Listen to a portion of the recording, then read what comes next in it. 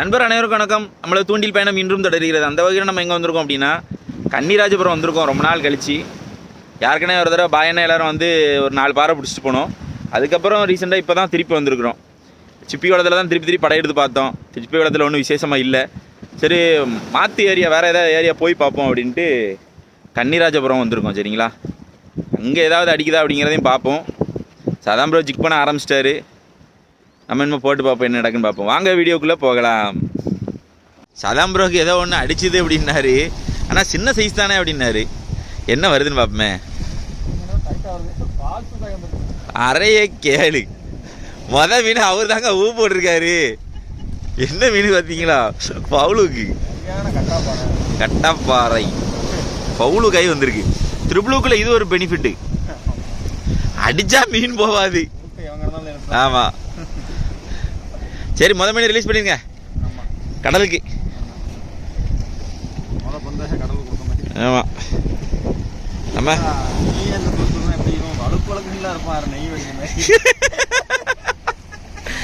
ஒரு படியா நெய்யாலப்பா வடியும் அப்படின்னு மாதிரி.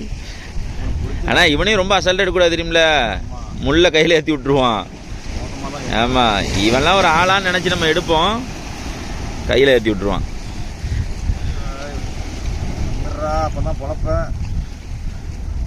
வந்துட்டான். ஓ கட்டாப்பாறை சூப்பர் ப்ரோ. அப்படியே ரிலீஸ் பண்ணிருங்க கடலுக்கே.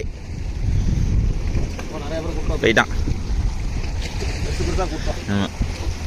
சூப்பர். அடுத்து நமக்கு அடிக்கான்னு பார்ப்போம்.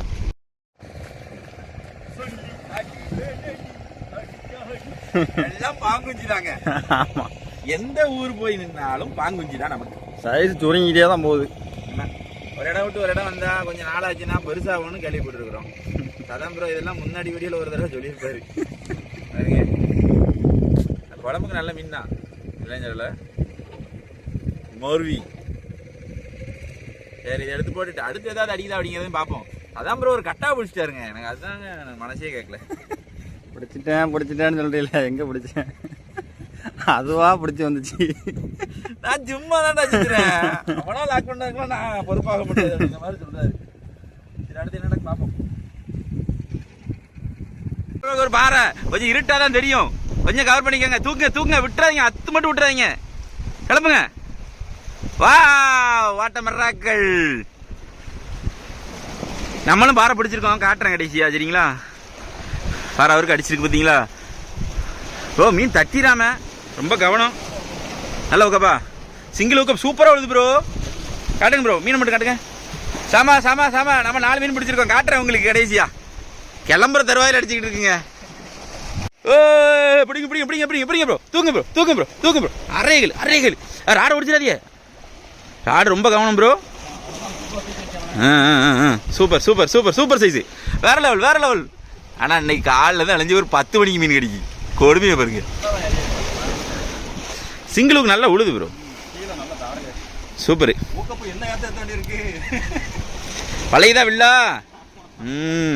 ஆனால் இந்த ராடு பொடி ராடில் வந்து ஊக்கப் ரெசியூ ரொம்ப கம்மியாக இருக்குன்பா. நம்ம சாதாரணமாக யூஸ் பண்ணுறதுல நல்லாவே அடிப்போம். இதில் வந்து பெரிய அளவில் ஊக்கப்பாக மாட்டேங்கி. என்ன ஜிக்கு ப்ரோ பிடிக்கிங்க? மருவி. சரி, அடுத்து நம்ம போட்டு பார்ப்போம். மீன் பின்னாடி வந்துச்சுன்னாரு. சதாம் ப்ரோ வந்து விடாமல் போட்டுட்டு இருக்காரு பாருங்க. அந்த 2 மீன் பிடிச்ச உடனே ஆர்வம் கொடுத்துரும். ஆனால் இப்போதைக்கு ஸ்ட்ரைக் இல்லை. கொஞ்ச நேரம் ஒரு 10 நிமிஷம் 5 நிமிஷம் தான் அடிக்கும். அதில் ஒரு 2-3 பாறை பிடிக்கலாம், அவ்வளோதான். அதுக்கப்புறம் ஒன்றும் பெரிய அளவு ரிசல்ட் இருக்காது. அதான் ஒரு ப்ளஸ். ஆனால் எந்த டயத்தில் இறங்குதுன்னே எங்களாலேயே கணிக்க முடியல.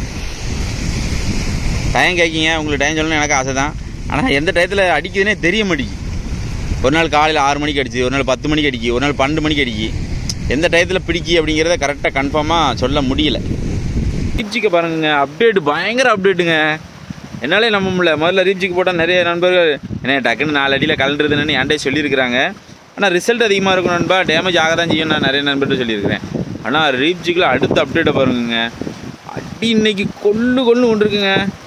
கம்பெனி ஜிக்கு கூட இவ்வளோத்துக்குள்ளே கிடக்காதுங்க. செம்ம குவாலிட்டியாக இருக்குது. என்னால் சொல்கிறதுக்கு வார்த்தையே இல்லை. நான் வந்து உங்கள்கிட்ட பொய் சொல்லி ஒன்றாக போகிறதில்ல. ரீப்ஜிக்கில் அப்பப்போ அந்த பெயிண்டிங் வந்து சரியில்லாமல் கொஞ்சம் கொஞ்சம் உறிஞ்சுது. ஆனால் ரிசல்ட் வேறு லெவலில் இருக்கும். நான் வீடியோ போடும்போதே சொல்லியே போட்டிருப்பேன், நண்பா ரீப் ஜிக்கில் வந்து ரிசல்ட் பயங்கரமாக இருக்கும் அப்படின்னு சொல்லியே போட்டிருப்பேன். இங்கே பார்த்தீங்களா எவ்வளோத்துக்குள்ள உங்களுக்கு தெரியுதுன்னு தெரியல மைன்யூட்டாக. இன்றைக்கி ஸ்பாட்டு கன்னிராஜபுரத்தில் வந்து பரவாயில்லன்னு சொல்லலாம். ஆனால் கரெக்டாக ஜஸ்ட்டு ஒரு 10 நிமிஷம் தான் மீன் அடிச்சுது. அதுக்கப்புறம் கை வலையை போட்டிருக்கோம். மீன் எங்கே போச்சுன்னே தெரியல. ஒரு டைமிங் வந்துட்டு அப்படியே போயிடும். அந்த அளவுக்குள்ள தான் இருக்குது. நான் எவ்வளோ மீன் பிடிச்சிருக்கேன் அப்படிங்கிறத காட்டுறேன் பாருங்கள். பாருங்கள் இது நம்ம பிடிச்ச மீன். இது ஸ்ட்ரைக் வந்து அதிகமாக காட்டியிருக்க மாட்டோம். ஒரே ஒரு மீன் தான் நான் பிடிக்கிற மாதிரி காட்டியிருப்பேன்னு நினைக்கிறேன். 1 2 3 4 5 6 மீன் பிடிச்சிருக்கிறோம். சதாம்பரம் எவ்வளோ பிடிச்சிருக்காரு காட்டுட்டா. சதாம்பரம் கட்டிட்டாரு, லைனில் இருக்கிறாரு. ஏதோ பார்த்தீங்களா 2 மீன் தான். ஏன்னா அவர் கொஞ்சம் டைமிங் லேட் பண்ணிட்டாரு. இல்லைன்னா ஓரளவுக்கு பிடிச்சிருப்பாரு. டைமிங் ரொம்ப லேட் பண்ணிட்டார். அதாவது அப்போ தான் எனக்கே மீன் அடிச்சுது. மீன் அடித்து அவர் நடந்து வர்றதுக்கு முன்னே அடுத்தடுத்து ஒரு 3-4 மீன் பிடிச்சி. அவ்வளோதான். இன்றைய வேட்டை இனிதே முடிந்தது. நம்ம சேனலை லைக் பண்ணுங்கள், ஷேர் பண்ணுங்கள், கமெண்ட் பண்ணுங்கள், சப்ஸ்கிரைப் பண்ண மறந்துடாதீங்க. இந்த வீடியோ ஒன்றும் பெரிய அளவில் இருக்காது. சும்மா ஒரு 4 ஸ்ட்ரைக் மட்டும் தான் காட்டியிருப்போம். நான் வந்து உள்ளே அடித்து பார்த்துட்டே போனதுனால எனக்கு ஏதோ ஒரு 4 மீன் பிடிச்சிட்டு அவர் சதாம்பரம் வந்து கரையில் மீன் இறங்குதா அப்படின்னு ட்ரை பண்ணிகிட்டே இருந்தார். இன்றைக்கி கரை சைடு மீன் இறங்கலை. இப்படி இந்த பக்கம் இறங்கும், திடீர்னு அந்த பக்கம் இறங்கும். எந்த பக்கம் இறங்குன்னே தெரியாது. அதுதான் பெரிய மண்டை காய்ச்சலே இதில். அதை சுற்றி ரீல் சீக்கிரம் போயிடும். போட்டு நம்ம பண்டாரிக்க செப்ளிக்க போட்டோம்னா ஸ்லோ ரெட்டிவ் தான் எடுப்போம். போட்டுட்டு அந்த கல்லோரத்தை அப்படி மெதுவாக தான் சுற்றுவோம்.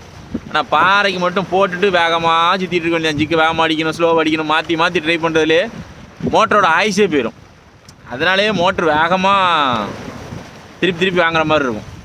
அந்த மோட்ரு வந்து பாறை மீனுக்கு பயன்படுத்திட்டோம்னா. சரி, இதே போல் மற்ற வீடியோ சந்திப்போம். பாய்.